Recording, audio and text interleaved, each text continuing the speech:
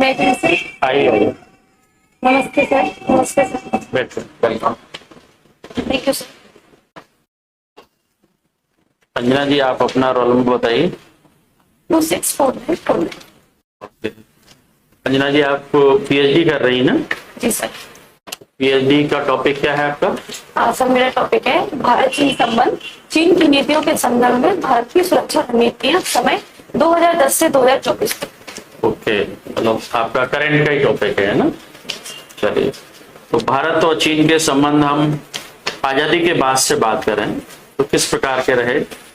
Sir Bharat और चीन वैसे देखा है तो ऐतिहासिक और सांस्कृतिक रूप से तो अच्छे संबंध एक दूसरे के साथ साझा करते हैं, लेकिन आजादी के बाद हमारे साथ में चीन के रिलेशन बिगड़ गए थे 1962 में। उसके बाद से अभी तक हम देखते आ रहे हैं कि चीन के साथ हमारे जो रिलेशन है सर वो मतलब अप डाउन रहते हैं, वो बहुत ज्यादा अच्छे स्तर पर नहीं चल रहे हैं। अभी वर्तमान में देखा जाए तो सर हमारे चीन के साथ में सीमा विवाद, बॉर्डर इशूज है, हमारा जो नॉर्थ सेक्टर है, मिडिल सेक्टर है, ईस्ट सेक्टर है सर, उसमें ये गलवान घाटी कहाँ पर है? सर गलवान घाटी हुआ था 2022 में।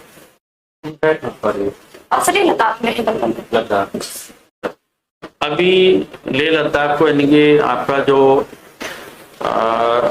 वहां पर जैन जी टाइप पे एक मूवमेंट हुआ है ना, सोनम वांगचुक को अरेस्ट कर लिया गया, उनको यानी कि वहां से हटा दिया गया। तो इसको आप किस तरीके से देखते हैं पूरे मूवमेंट को? सर जो अभी लद्दाख में मूवमेंट चल रहा है, वहाँ के जो सोशल एक्टिविस्ट है सोनम वांगचुक, तो सर उनका कहना है, उनकी 4 मांगे हैं, जैसे जो 370 आर्टिकल और 35A हटा, उसके बाद में सर कुछ उनको उम्मीदें हो गई थी कि लद्दाख जो है एक राज्य बनेगा, स्वतंत्र राज्य बन जाएगा, जबकि अभी वो सर यूटी है। तो उनकी 4 मांगे हैं कि एक तो लद्दाख को आप स्वतंत्र राज्य के रूप में बनाइए, दूसरा है कि लद्दाख को 6वीं अनुसूची में सम्मिलित करके उसको विशेष दर्जा दिया जाए, तीसरी मांगे सर उनकी के जो कारगिल और लद्दाख है उनको अलग अलग लोकसभा सीट बनाई जाए, और सर एक उनकी मांग है कि लद्दाख में जो सरकारी नौकरियां होती हैं उसमें स्थानीय लोगों को ही प्राथमिकता दी जाए। तो इनको क्यों अरेस्ट कर लिया गया? सर इनको अरेस्ट इसलिए किया गया क्योंकि सर इन्होंने एक ट्विटर पे कैंपेन चलाया था और कुछ टाइम से लगभग 15 सितंबर के आसपास सर ये अनशन भी कर रहे थे, तो इनके साथ में सर युवा वर्ग जो था वो जुड़ गया। हालांकि ये सर अहिंसक प्रोटेस्ट होने वाला था, लेकिन इसने हिंसक रूप ले लिया था सर, इसलिए इनको गिरफ्तार किया गया। ये था सर। सर अंजना जी, आपने 2019 से 2022 तक क्या किया? सर मैंने असिस्टेंट प्रोफेसर की मैं तैयारी में लग गई थी सर 22 में, फिर पहले मेरे से नेक्स्ट कम भागीदारी होने के क्या कारण है राजनीति में खासकर? सर राजनीति में सर इसके कुछ सामाजिक, आर्थिक, कुछ राजनीतिक कारण भी हैं। जैसे सर सामाजिक कारण एक पितृसत्तात्मक वाली सोच है। हालांकि सर जैसे पंचायत वगैरह में भागीदारी बढ़ी है, लेकिन आज भी हम देखते हैं कि वहाँ पर सरपंच पति का कॉन्सेप्ट चल रहा है सर पंचायतों में भी। तो एक ये इसका बहुत बड़ा रीजन है कि सर सामाजिक स्तर पर उनको इतना ज्यादा एक अवेयरनेस उनके अंदर भी नहीं आई है, यदि आई भी है तो उनके पति आगे आकर हैंडल करते हैं, और सर उनको एक मतलब खुद से आगे नेतृत्व नहीं करने देते हैं सर उस चीज का। वन नेशन वन इलेक्शन, आपको क्या लगता है ये करना ठीक रहेगा या नहीं? जी sir, one nation one election sir लाया जा सकता है, जिसमें लोकसभा और विधानसभाओं के चुनाव को एक साथ एक समय पर किया जाएगा। सर अभी ऐसा होता है कि कहीं ना कहीं किसी न किसी राज्य में विधानसभा का चुनाव चल रहा होता है, फिर लोकसभा चुनाव आ जाते हैं और हम एक चुनावी दौर में ही चल रहे होते हैं, तो सर इससे संसाधनों का खर्च बहुत अधिक हो जाता है। इसके अलावा सर जो प्रशासनिक मशीनरी है, जो विभाग के अधिकारी कर्मचारी होते हैं सर, वो भी डिस्टर्ब होते हैं। तो एक साथ कराने से सर इसके कुछ फायदे होंगे कि एक साथ तो संसाधनों का जो खर्च है वो कम हो जाएगा, और वो प्रशासनिक रूप से भी ये दक्षतापूर्वक रहेगा। और तीसरा सर इसका एक कारण ये भी हो सकता है कि जो हम बार बार चुनाव देखते हैं तो अवेयरनेस थोड़ी हमारे अंदर कम हो जाती है, वोट डालने जाने में कभी ऐसे आलस आ सकता है, तो लोग एक बार में चुनाव से सर फ्री भी हो जाएंगे। तो इसमें क्या कठिनाई क्या है? क्यों नहीं सरकार इसको लागू कर रही है, या विपक्ष क्यों इसका विरोध कर रहा है? सर इसमें भी कठिनाई ये है कि सर विपक्ष का इसका जो विरोध है वो इस बात को लेकर है कि सर अभी ऐसा होता है जैसे विधानसभा के चुनाव हैं और लोकसभा के अलग अलग समय पर यदि होते हैं तो लोकसभा में जो सत्तावादी पार्टी है उन्होंने क्या कार्य किए, तो वो उसका प्रभाव कहीं ना कहीं विधानसभा चुनाव पर भी पड़ता है। जब सर यदि एक साथ होगी तो लोगों को थोड़ा एनालिसिस करने का समय नहीं मिल पाएगा कि सत्तावादी पार्टी जो केंद्र में है वो राज्य में क्या करेगी, या फिर राज्य में वो सही अच्छा करेगी कि नहीं करेगी। तो सर कहीं ना कहीं जो क्षेत्रीय आकांक्षा है सर वो दब सकती है। तो एक वजह से सही हो सकता है। क्या राजनीति विज्ञान में विज्ञान के जैसा भविष्यवाणी करना संभव है? सर कुछ हद तक कहा जा सकता है कि भविष्यवाणी कर सकते हैं, जैसे कि सर डेमोक्रेसी का एक कॉन्सेप्ट है, तो वो कहीं भी अप्लाई करेंगे तो ठीक प्रकार से चलता है सर। यदि वहां पर लोकतांत्रिक वैल्यूज जो है वहां के लोगों में भी आ जाए तो ये सफल होता है। तो किसी भी जगह पर यूनिवर्सली इसको हम अप्लाई कर सकते हैं। और भी सर जैसे फ्रीडम का कॉन्सेप्ट हो गया सर, इक्वलिटी का हो गया, जस्टिस का हो गया, ये भी सर सभी लोगों पर समान रूप से अप्लाई होते हैं। तो हम कह सकते हैं कि सर ये साइंस इसको स्वतंत्रता, समानता और बंधुत्व, ये विचार कहाँ से लिया? सर ये फ्रांसीसी क्रांति से लिए गए थे। फ्रांसीसी क्रांति से लिए।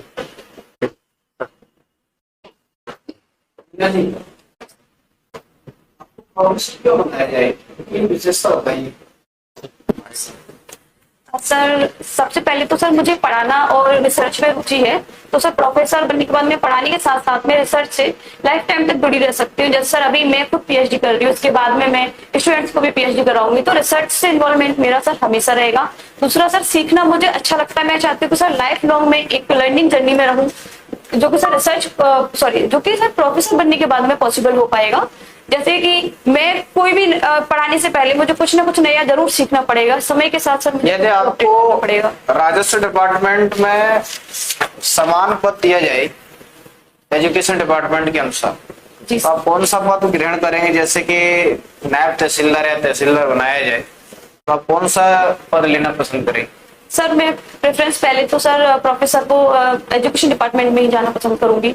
यदि राजस्व विभाग में मुझे भेजा जाएगा तो सर मैं तहसीलदार का पद लूंगी, क्योंकि वो नायब तहसीलदार से बड़ा होता है सर।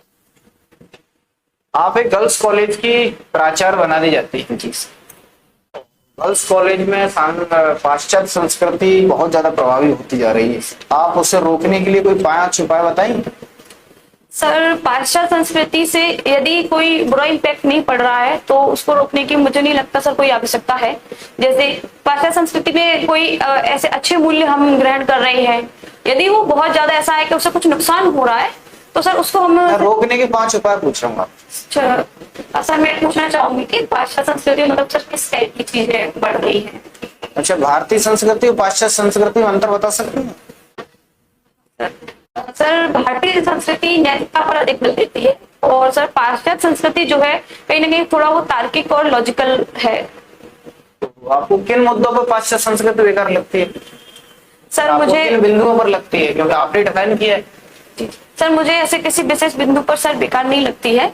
हालांकि सर मुझे थोड़ी नैतिकता की कमी पाश्चात्य संस्कृति में देखने को मिलती है, जो कि भारतीय संस्कृति में अधिकतम पाई जाती है।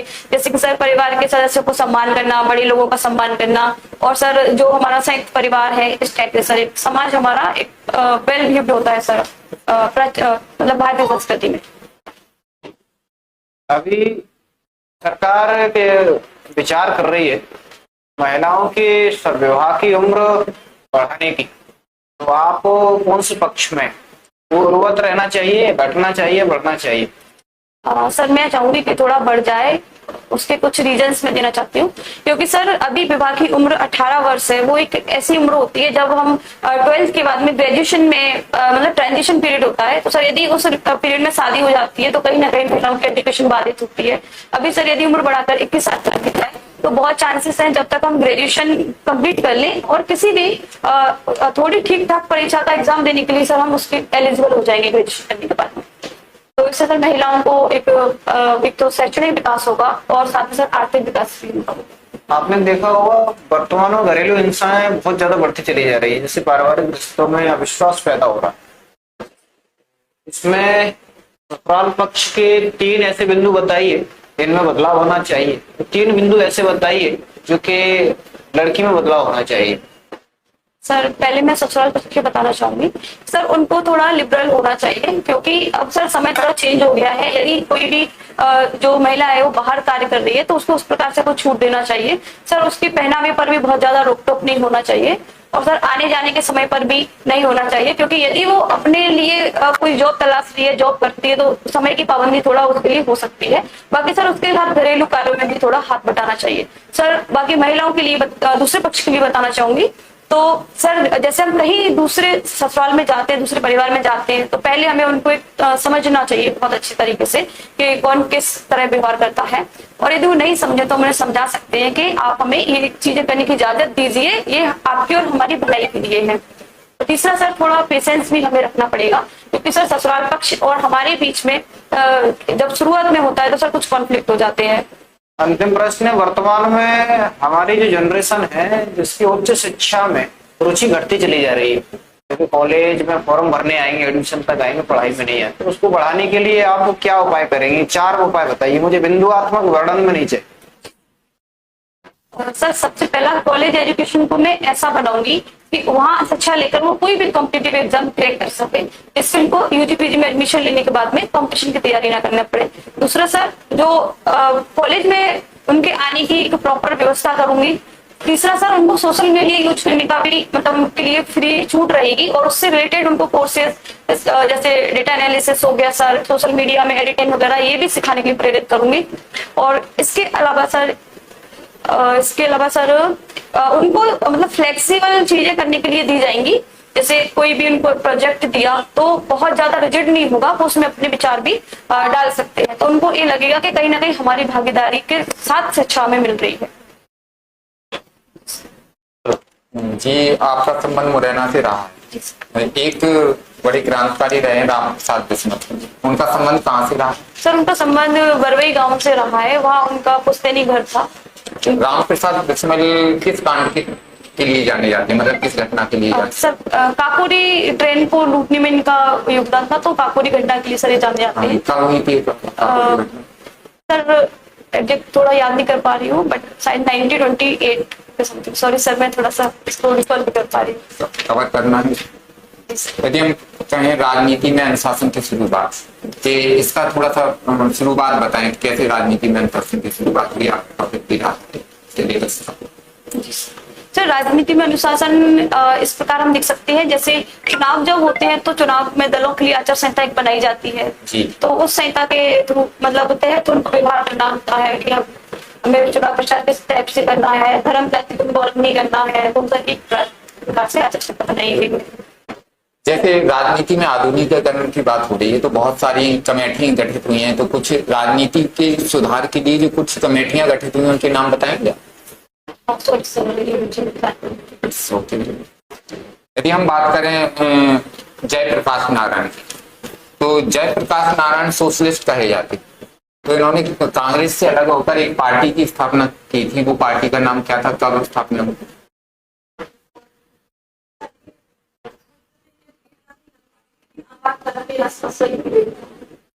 अच्छा, सावरकर की भूमिका, उनको आप विचारक मानते हैं, क्रांतिकारी मानते हैं ज्यादा सावरकर को?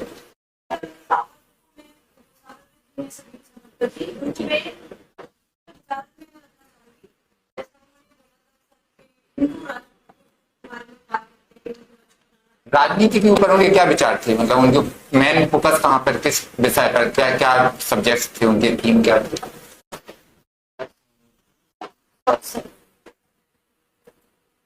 न्याय पुनरावलोकन की बात होती है, तो न्याय पुनरावलोकन कौन से न्यायाधीश थे? सर पीएन भगवती जी न्यायाधीश थे उनके समय पर। तो न्याय, यदि हम आज के परिप्रेक्ष्य में यदि हम पॉलिटिक्स को देखते हैं तो ये न्यायपालिका से अलग है कार्यपालिका की, कार्यपालिका ने न्यायपालिका को आज वर्तमान गवर्नमेंट ने कैप्चर कर लिया है, आपके हिसाब से क्या है? सर मेरे हिसाब से तो अभी दोनों में सामंजस्य है सर, हम ऐसा नहीं बोल सकते कि कार्यपालिका ने न्यायपालिका को कैप्चर किया है सर, न्यायपालिका पूर्ण रूप से स्वतंत्र है। कैसे आपको कौन कौन से डिसीजन ऐसे लगे हाल फिलहाल में इस गवर्नमेंट में जिसमें आपको न्यायपालिका की स्वतंत्रता दी जाती है?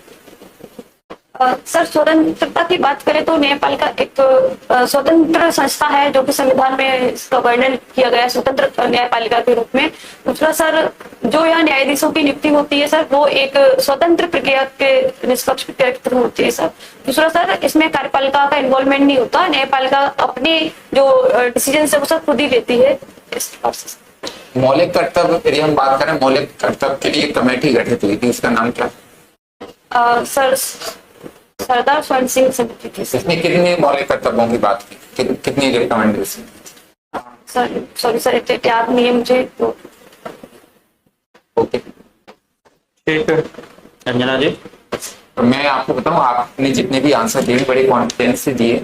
थोड़ा सा कंसेप्ट भी आपकी बहुत अच्छी है, जिस तरह से आप आई आपने इंटर किया, एक थोड़ी सी झिझक के साथ किया, लेकिन जब आपका जो खत्म हो रहा है वो बहुत अच्छे तरीके से हुआ। तो आप ये ध्यान रखें, थोड़ा सा आपकी कंसेप्ट बहुत अच्छी है, थोड़ा सा कंटेंट भी अच्छा है, लेकिन उसमें कंटेंट में थोड़ा सा ये डेट की प्रॉब्लम था। हर डेट आपको बिल्कुल एग्जैक्ट याद नहीं है, थोड़ा सा जो मेन चीजें हैं वो थोड़ा सा कवर करना है। जैसे मुरैना की बात, जैसे राम प्रसाद बिस्मिल की बात हो रही थी, तो राम प्रसाद बिस्मिल के बारे में आपको करेक्ट होनी चाहिए कि वो किस घटना के लिए जाने जाते हैं, क्योंकि उनसे क्वेश्चन पूछ सकते हैं और बहुत सारे क्वेश्चन है, तो इनको कवर करना है आपको, अपनी डिस्ट्रिक्ट कवर करना है बहुत अच्छे तरीके से। दूसरी चीज, आपको कंटेंट कंसेप्ट अच्छा है, कंटेंट पर फोकस रखना है, और कंटेंट्स के लिए जो हमारी वेबसाइट्स पे जो क्वेश्चन है जो छोटे छोटे से उनको कवर करना है, कोई ज्यादा विशेष कवर नहीं करना, और उनसे आपका सिलेक्शन हो जाएगा। आपका बहुत ही अच्छा इंटरव्यू रहा, जैसे शुरुआत थी उससे कहीं ज्यादा गुना आपकी अंतिम बात है।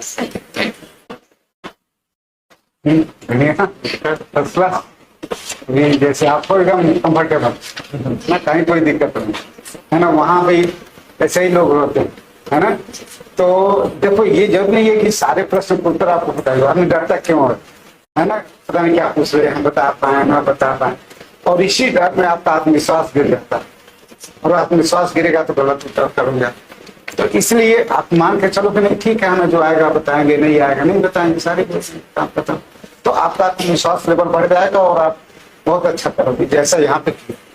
और जो भी पैनल होता है ना, कोई भी पैनल हो, उनको मालूम है कि आपकी जो जर्नी यहाँ तक पहुंची है तो मेहनत के और आपकी योग्यता के आधार पर पहुंची है। तो आपका आप में योग्यता है, एक पैनल जानता है, बस उसको आपको एक्सप्लेन करना, प्रेजेंटेशन पे फोकस रखना। वो प्रेजेंटेशन में क्या करना है, सबसे बड़ी बात ये होती है प्रेजेंटेशन में, जैसे आपसे कोई भी क्वेश्चन पूछ रहा हो, चाहे पैनल पूछ रहा हो चाहे बिना पैनल पूछ रहा हो, तो सबसे पहले छोटे आंसर देना शुरुआत करो। छोटे आंसर में कभी पकड़े नहीं जाते, सबसे अच्छी बात। दूसरी चीज, यदि गलती हुई है तो सॉरी कहने में कोई हर्ज नहीं। तो इन चीजों का छोटे छोटे जो बेसिक्स हैं वो आपको बहुत बड़े लेवल तक पहुंचाएंगे। Thank you sir. One nation one election, आपको क्या लगता है ये करना ठीक रहेगा या नहीं? जी sir, one nation one election sir लाया जा सकता है, जिसमें लोकसभा और विधानसभाओं में चुनाव को एक साथ एक समय पर किया जाएगा। सर अभी ऐसा होता है कि कहीं ना कहीं किसी न किसी राज्य में विधानसभा का चुनाव चल रहा होता है, फिर लोकसभा चुनाव आ जाते हैं और हम एक चुनावी दौर में ही चल रहे होते हैं।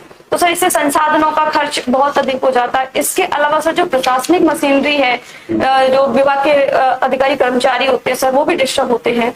तो एक साथ कराने से सर इसके कुछ फायदे होंगे कि एक साथ तो परिसर संसाधनों का जो खर्च है वो कम हो जाएगा और वो प्रशासनिक रूप से भी ये दक्षतापूर्वक रहेगा। और तीसरा सर इसका एक कारण ये भी हो सकता है कि जो हम बार बार चुनाव देखते हैं तो अवेयरनेस थोड़ी हमारे अंदर कम हो जाती है, वोट डालने जाने में कभी ऐसे आलस आ सकता है, तो लोग एक बार में चुनाव से सर फ्री भी हो जाएंगे। तो इसमें क्या कठिनाई क्या आ रही है, क्यों नहीं सरकार इसको लागू कर रही है, या विपक्ष क्यों इसका विरोध कर रहा है?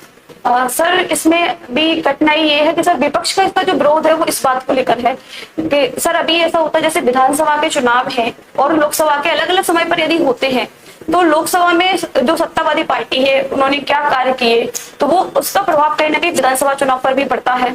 जब सर यदि एक साथ होगी तो लोगों को थोड़ा एनालिसिस करने का समय नहीं मिल पाएगा कि सत्तावादी पार्टी जो केंद्र में है वो राज्य में क्या करेगी या फिर राज्य में वो सही अच्छा करेगी कि नहीं करेगी। तो सर कहीं ना कहीं जो क्षेत्रीय आकांक्षा है सर वो दब सकती है, तो इसलिए सर सही हो सकता है। क्या राजनीति विज्ञान में विज्ञान के जैसा भविष्यवाणी करना संभव है? सर कुछ हद तक कहा जा सकता है कि भविष्यवाणी कर सकते हैं, जैसे कि सर डेमोक्रेसी का एक कॉन्सेप्ट है, तो वो कहीं भी अप्लाई करेंगे तो वो ठीक प्रकार से चलता है सर। यदि वहां पर लोकतांत्रिक वैल्यूज जो है वहां के लोगों में भी आ जाए तो ये सफल होता है। तो किसी भी जगह पर यूनिवर्सली इसको हम अप्लाई कर सकते हैं। और भी सर जैसे फ्रीडम का कॉन्सेप्ट हो गया सर, इक्वलिटी का हो गया, जस्टिस का हो गया, ये भी सर सभी लोगों पर समान रूप से अप्लाई होते हैं। तो हम कह सकते हैं कि सर ये साइंस इसको स्वतंत्रता, समानता और बंधुत्व, ये विचार कहाँ से लिया? सर ये फ्रांसीसी क्रांति से लिए गए थे। फ्रांसीसी क्रांति से लिए थे। जी, क्यों बनाया जाए, इन विशेषता बताइए। सर सबसे पहले तो सर मुझे पढ़ाना और रिसर्च में रुचि है, तो सर प्रोफेसर बनने के बाद मैं पढ़ाने के साथ साथ में रिसर्च से लाइफ टाइम तक जुड़ी रह सकती हूँ। जैसे सर अभी मैं खुद पीएचडी कर रही हूँ, उसके बाद में मैं स्टूडेंट्स को भी पीएचडी कराऊंगी, तो रिसर्च से इन्वॉल्वमेंट मेरा सर हमेशा रहेगा। दूसरा सर सीखना मुझे अच्छा लगता है, मैं चाहती हूँ कि सर लाइफ लॉन्ग में एक लर्निंग जर्नी में रहूँ, जो कि सर प्रोफेसर बनने के बाद में पॉसिबल हो पाएगा। जैसे कि मैं कोई भी पढ़ाने से पहले मुझे कुछ ना कुछ नया जरूर सीखना पड़ेगा, समय के साथ साथ मुझे यदि आपको पड़ेगा। राजस्व डिपार्टमेंट में समान पद दिया जाए एजुकेशन डिपार्टमेंट के अनुसार, जी तो आप कौन सा पद ग्रहण करेंगे? जैसे कि नायब तहसीलदार या तहसीलदार बनाया जाए, तो आप कौन सा पद लेना पसंद करेंगे? सर मैं प्रेफरेंस पहले तो सर प्रोफेसर को एजुकेशन डिपार्टमेंट में ही जाना पसंद करूंगी। यदि राजस्व विभाग में मुझे भेजा जाएगा तो सर मैं तहसीलदार का पद लूंगी, क्योंकि वो नायब तहसीलदार से बड़ा होता है सर। आप एक गर्ल्स कॉलेज की प्राचार्य बना दी जाती है। जी सर। गर्ल्स कॉलेज में पाश्चात्य संस्कृति बहुत ज्यादा प्रभावी होती जा रही है, आप उसे रोकने के लिए कोई 5 उपाय बताएंगे? सर पाश्चात्य संस्कृति से यदि कोई बुरा इम्पैक्ट नहीं पड़ रहा है तो उसको रोकने की मुझे नहीं लगता सर कोई आवश्यकता है। जैसे पाश्चात्य संस्कृति में कोई ऐसे अच्छे मूल्य हम ग्रहण कर रहे हैं, यदि वो बहुत ज्यादा ऐसा है कि उससे कुछ नुकसान हो रहा है तो सर उसको हम रोकने के 5 उपाय पूछूंगा। सर मैं पूछना चाहूंगी कि पाश्चात्य संस्कृति मतलब सर किस टाइप की चीजें बढ़ रही है? अच्छा, भारतीय संस्कृति और पाश्चात्य संस्कृति में अंतर बता सकते हैं? सर भारतीय संस्कृति नैतिकता पर अधिक बल देती है, और सर पाश्चात्य संस्कृति जो है कहीं ना कहीं थोड़ा वो तार्किक और लॉजिकल है। आपको किन मुद्दों पर पाश्चात्य संस्कृति बेकार लगती है? सर मुझे किन बिंदुओं पर लगती है, क्योंकि आपने डिफाइन किया है? सर मुझे ऐसे किसी विशेष बिंदु पर सर बेकार नहीं लगती है। हालांकि सर मुझे थोड़ी नैतिकता की कमी पाश्चात्य संस्कृति में देखने को मिलती है, जो कि भारतीय संस्कृति में अधिकतम पाई जाती है। जैसे कि सर परिवार के सदस्यों को सम्मान करना, बड़े लोगों का सम्मान करना, और सर जो हमारा संयुक्त परिवार है इस टाइप से सर एक समाज हमारा एक वेल बिहेव्ड होता है सर मतलब भारतीय संस्कृति में।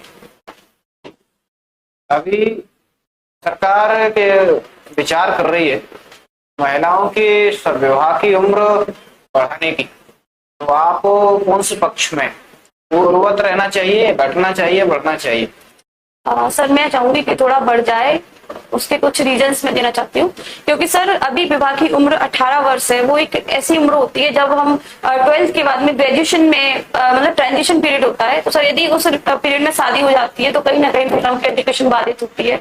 अभी सर यदि उम्र बढ़ाकर 21 साल कर दी जाए तो बहुत चांसेस हैं जब तक हम ग्रेजुएशन कंप्लीट कर लें और किसी भी थोड़ी ठीक ठाक परीक्षा का एग्जाम देने के लिए सर हम उसके एलिजिबल हो जाएंगे ग्रेजुएशन करने के बाद में। तो इससे सर महिलाओं को एक तो शैक्षणिक विकास होगा और साथ ही साथ आर्थिक विकास भी होगा। आपने देखा होगा वर्तमान में घरेलू हिंसाएं बहुत ज्यादा बढ़ती चली जा रही है, जैसे पारिवारिक रिश्तों में अविश्वास पैदा हो रहा है। इसमें ससुराल पक्ष के 3 ऐसे बिंदु बताइए जिनमें बदलाव होना चाहिए। तो 3 बिंदु ऐसे बताइए जो कि लड़की में बदलाव होना चाहिए।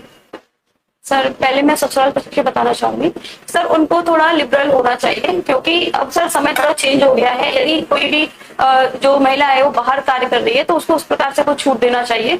सर उसके पहनावे पर भी बहुत ज्यादा रोक टोक नहीं होना चाहिए, और सर आने जाने के समय पर भी नहीं होना चाहिए, क्योंकि यदि वो अपने लिए कोई जॉब तलाश रही है, जॉब करती है, तो समय की पाबंदी थोड़ा उसके लिए हो सकती है। बाकी सर उसके साथ घरेलू कार्यों में भी थोड़ा हाथ बटाना चाहिए। सर बाकी महिलाओं के लिए दूसरे पक्ष के लिए बताना चाहूंगी तो सर जैसे हम कहीं दूसरे ससुराल में जाते हैं, दूसरे परिवार में जाते हैं, तो पहले हमें उनको एक समझना चाहिए बहुत अच्छी तरीके से कि कौन किस तरह व्यवहार करता है।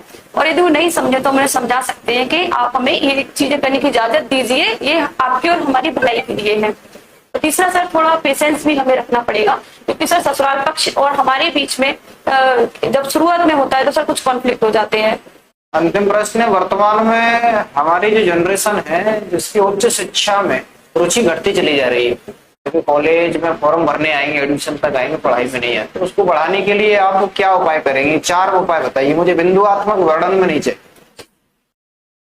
सर सबसे पहला कॉलेज एजुकेशन को मैं ऐसा बनाऊंगी कि वहाँ शिक्षा लेकर वो कोई भी कॉम्पिटिटिव एग्जाम क्रैक कर सके, जिससे उनको यूजी पीजी में एडमिशन लेने के बाद में कंपटीशन की तैयारी ना करना पड़े। दूसरा सर जो कॉलेज में उनके आने की एक प्रॉपर व्यवस्था करूंगी।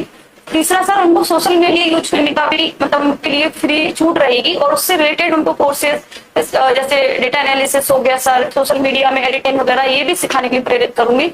और इसके अलावा सर उनको मतलब फ्लेक्सिबल चीजें करने के लिए दी जाएंगी। जैसे कोई भी उनको प्रोजेक्ट दिया तो बहुत ज्यादा रिजिड नहीं होगा, वो उसमें अपने विचार भी डाल सकते हैं, तो उनको ये लगेगा कि कहीं ना कहीं हमारी भागीदारी के साथ शिक्षा में मिल रही है। जी, आपका संबंध मुरैना से रहा है। एक बड़े क्रांतिकारी रहे राम प्रसाद बिस्मिल, उनका संबंध कहाँ से रहा? सर उनका संबंध बरवई गांव से रहा है, वहाँ उनका पुश्तैनी घर था। राम प्रसाद बिस्मिल किस कांड के लिए जाने जाते, मतलब किस घटना के लिए जाते? सर काकोरी ट्रेन को लूटने में इनका योगदान था, तो काकोरी घटना के लिए सर ये जाने जाते हैं। कब हुई थी?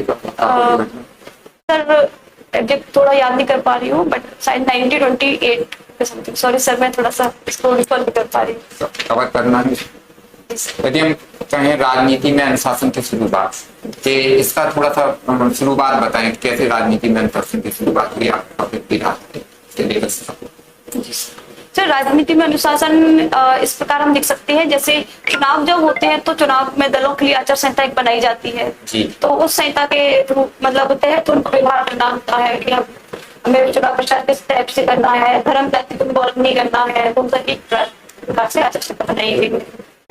जैसे राजनीति में आधुनिकीकरण की बात हो रही है तो बहुत सारी कमेटियां गठित हुई हैं, तो कुछ राजनीति के सुधार के लिए जो कुछ कमेटियां गठित हुई हैं उनके नाम बताएंगे? यदि हम बात करें जयप्रकाश नारायण की, तो जयप्रकाश नारायण सोशलिस्ट कहे जाते, तो इन्होंने कांग्रेस से अलग होकर एक पार्टी की स्थापना की थी। वो पार्टी का नाम क्या था, कब स्थापना हुई?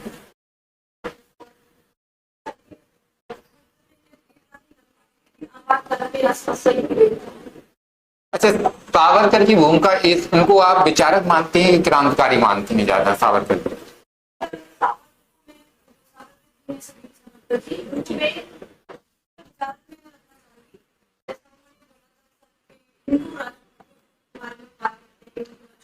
राजनीति के ऊपर उनके क्या विचार थे, मतलब उनके मेन फोकस कहाँ पर, किस विषय पर, क्या क्या सब्जेक्ट्स थे उनके, थीम क्या थे?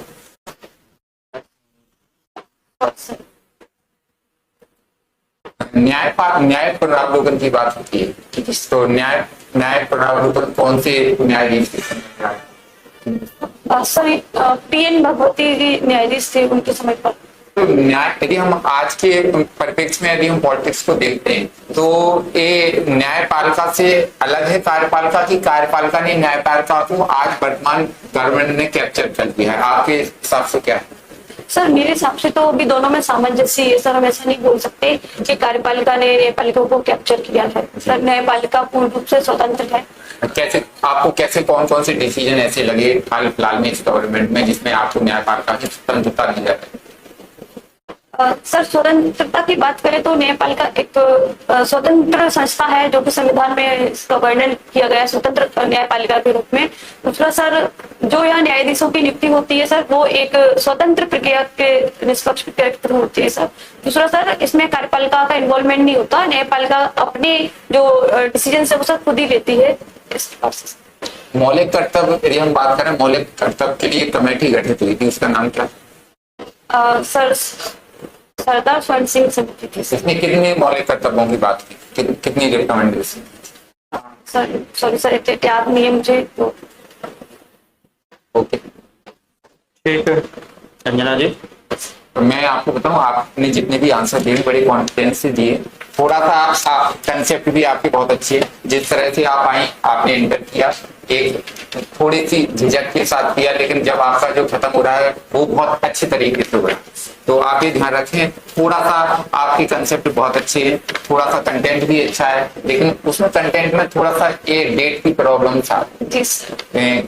हर डेट आपको बिल्कुल एग्जैक्ट याद नहीं है। थोड़ा सा जो हाँ, सर, मेन भूल चीजें जाती हैं हूँ। वो थोड़ा सा कवर कर रहे हैं। जैसे मुरैना की बात, जैसे राम प्रसाद बिस्मिल की बात हो रही थी, तो राम प्रसाद बिस्मिल के बारे में आपको करेक्ट होनी चाहिए कि वो किस घटना के लिए जाने जाते हैं, क्योंकि उनसे क्वेश्चन पूछ सकते हैं और बहुत सारे क्वेश्चन है, तो इनको कवर करना है आपको। अपनी डिस्ट्रिक्ट कवर करना है बहुत अच्छे तरीके से।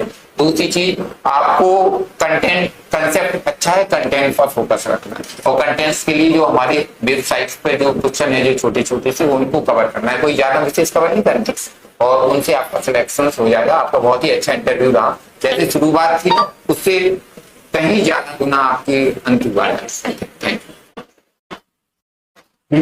बढ़िया, फर्स्ट क्लास। ये जैसे आपको एकदम कंफर्टेबल, ना कहीं कोई दिक्कत नहीं है ना। वहाँ भी ऐसे ही लोग होते हैं, है ना। तो देखो, ये जरूर नहीं है कि सारे प्रश्न का उत्तर आपको पता है। आदमी डरता क्यों है ना, पता नहीं क्या पूछ रहे हैं, बता पाए ना बता पाए, और इसी डर में आपका आत्मविश्वास गिर जाता है, और आत्मविश्वास गिरेगा तो गलत उत्तर करूंगा। तो इसलिए आप मान के चलो कि नहीं ठीक है, हमें जो आएगा बताएंगे, नहीं आएगा नहीं बताएंगे, सारे काम खत्म। तो आपका आत्मविश्वास लेवल बढ़ जाएगा और आप बहुत अच्छा करोगे, जैसा यहाँ पे किया। और जो भी पैनल होता है ना, कोई भी पैनल हो, उनको मालूम है कि आपकी जो जर्नी यहाँ तक पहुंची है तो वो मेहनत की और आपकी योग्यता के आधार पर पहुंची है। तो आपका आप में योग्यता है, एक पैनल जानता है, बस उसको आपको एक्सप्लेन करना, प्रेजेंटेशन पे फोकस रखना। वो प्रेजेंटेशन में क्या करना है, सबसे बड़ी बात ये होती है प्रेजेंटेशन में, जैसे आपसे कोई भी क्वेश्चन पूछ रहा हो, चाहे पैनल पूछ रहा हो चाहे बिना पैनल पूछ रहा हो, तो सबसे पहले छोटे आंसर देना शुरुआत करो। छोटे आंसर में कभी पकड़े नहीं जाते, सबसे अच्छी बात। दूसरी चीज, यदि गलती हुई है तो सॉरी कहने में कोई हर्ज नहीं। तो इन चीजों को छोटे छोटे जो बेसिक्स हैं वो आपको बहुत बड़े लेवल तक पहुंचाएंगे। Thank you sir.